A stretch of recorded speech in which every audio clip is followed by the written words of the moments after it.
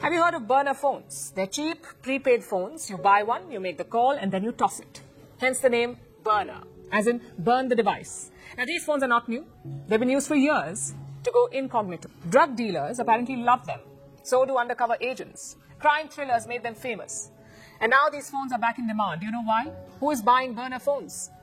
European Union officials, diplomats and Canadian citizens, the ones who are heading to the United States, they're all rushing to get burner phones. And no, this is not a scene from a spy thriller. Take a look at this report. It says the European Commission is now issuing burner phones and basic laptops. This is for officials who are traveling to the United States. They're also being handed protective sleeves to guard against electronic spying. Now, here's the thing. This is not a brand new protocol. The EU has long issued similar advisories. They were meant for travel to countries like Russia and China, places where aggressive surveillance is expected.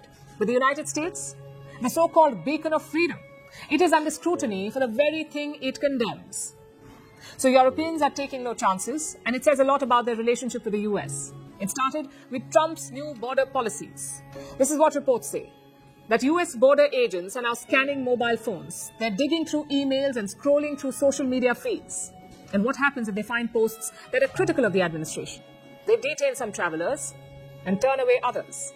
I'll show you one example. A French scientist was invited to speak at a conference. He was interrogated at the border and then he was denied entry. The reason? What he said on his posts online, especially against Trump's science policy. So he was not allowed entry. So Europe is now cautioning its diplomats and officials to use burner phones and save yourself the trouble. And the EU is not alone here. Canadian lawyers have the same suggestion. They're asking citizens to carry burner phones to the US. The idea is to prevent any sort of surveillance. Immigration lawyers have one suggestion. Clear US customs in Canada. It's called the US pre-clearance. Basically, you can clear US customs and immigration at Canadian airports. So when you land in the US, you don't have to do it again.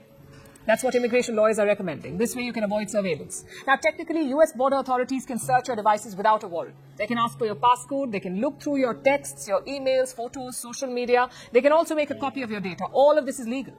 If you are a visitor, you can be denied entry. And this is not a Trump-era phenomenon. Even before this administration, US Customs and Border Protection had sweeping powers. These powers were expanded post the 9/11 attacks, and they were never quite rolled back. What Trump has done is make it worse.